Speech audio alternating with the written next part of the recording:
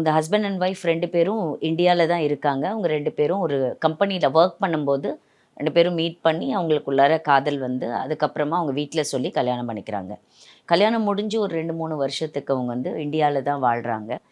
First வந்து அவங்களுக்கு ஒரு பையன் பிறக்குறான் அவன். அவன் இந்தியாலயே பிறக்குறான். அதுக்கப்புறமா அந்த ஹஸ்பண்டுக்கு வந்து அமெரிக்கால ஒரு வேலை கிடைச்சிடுது. ஸோ இந்த ஒய்ஃபை வந்து அமெரிக்காவுக்கு கூட்டிட்டு குழந்தையோட சேர்ந்து அவர் அமெரிக்காவுக்கு போயிடுறாரு. கிட்டத்தட்ட ஒரு 6 வருஷம் கழிச்சு அந்த ஒய்ஃபுக்கு இன்னொரு குழந்தையும் பிறக்குது. அதுவும் பையன். ஸோ அந்த குழந்தையும் பிறக்குது. அவங்க அமெரிக்கால தான் இருக்காங்க.